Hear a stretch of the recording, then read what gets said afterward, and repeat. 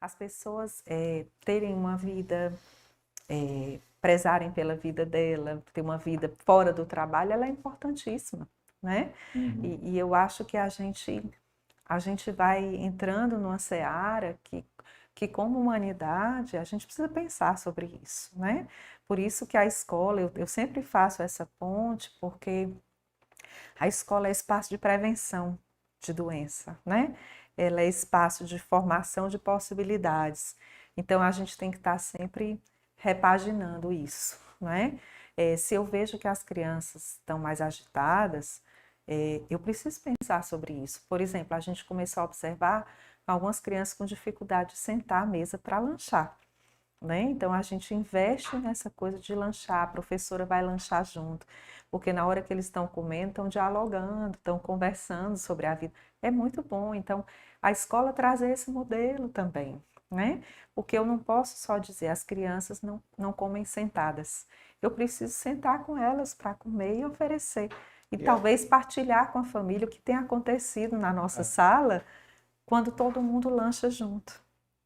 e às vezes na hora do lanche você Uhum. descobre algo que aquela criança precisa de ajuda, né? Claro, claro. Em Ah, todos os momentos são momentos de descobrir, ah, né? É na hora do lanche, às vezes na hora que você vai levar um banheiro para dar um banho. Tem falas das crianças que a gente saca. Às vezes é um uhum. jeito de brincar que a gente percebe.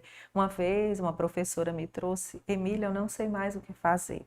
Os meninos da sala só pegam os legos para fazer arma, né? Eu já conversei, mas eles continuam fazendo. Eu digo, pois vamos pensar o que a gente vai fazer. Eu também não sabia, né? Uhum. E aí a gente foi conversar com os meninos. E dentre as coisas, levamos o problema para eles e a gente foi propor a eles o que, que a gente poderia construir com o Lego, que não fosse arma, Uhum. né? E foi muito interessante, porque começaram a aparecer várias coisas. Mas veja, se ninguém tivesse trazido aquilo para eles, essa pergunta, ou essa indignação, estava banalizado fazer arma com Lego, né? No momento que alguém traz um contraponto, eles têm a possibilidade de criar novas coisas. Não É. é? É a mesma coisa, uma brincadeira do pátio, que é uma brincadeira que eles começam de luta. Então vamos lá, gente. Um dia estava uma sala também assim, aí eu entrei e disse: olha, eu estou precisando montar uma oficina para o tempo integral. E é uma oficina de brincadeiras. E eu preciso que vocês me ajudem. Então nós vamos. Aí eu trabalhei a escrita, que era meninos de infantil 5, primeiro ano. Vocês vão fazer listas de brincadeiras legais. E aí, antes disso, vocês têm que experimentar, que vocês têm que ver se realmente é legal para eu poder levar para os meninos do tempo integral. E foi muito interessante, porque eles começaram a procurar, porque eles viram um para quê, né? A tia Emília, que é a nossa ajuda para levar a oficina, para montar a oficina.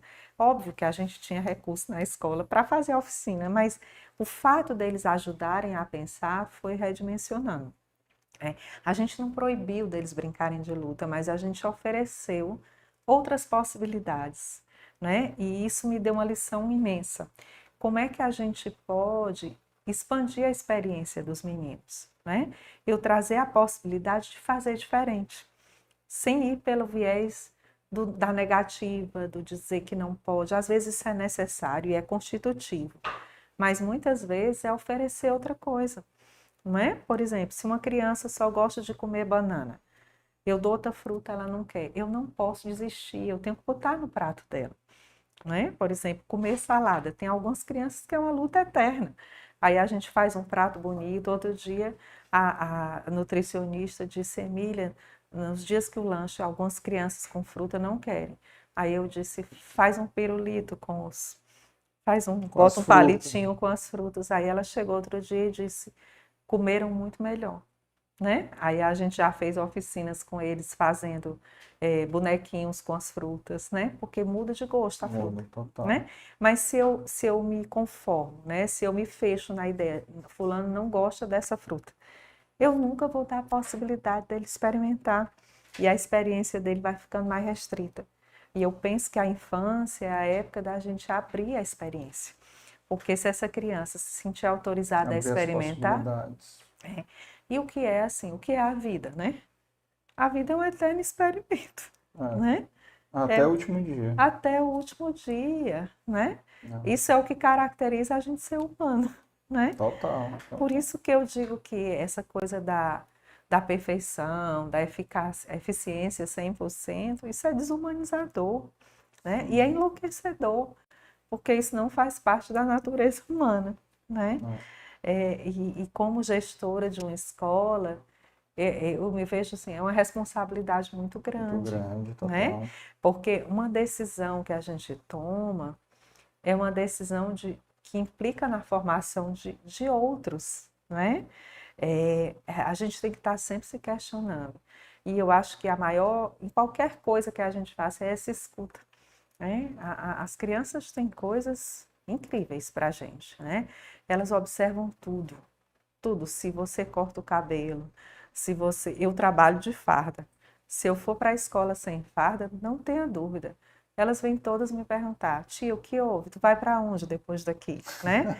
Quer dizer, elas estão me olhando, Estão observando o né? tempo Estão todo. observando. E muitas vezes eu também passo e falo, tá tudo bem, hoje eu estou lhe achando mais calada, cortou o cabelo. Uhum. São coisas simples, mas o olhar do outro para a gente, né? É, engraçado isso. Eu acho que isso é muito importante, né?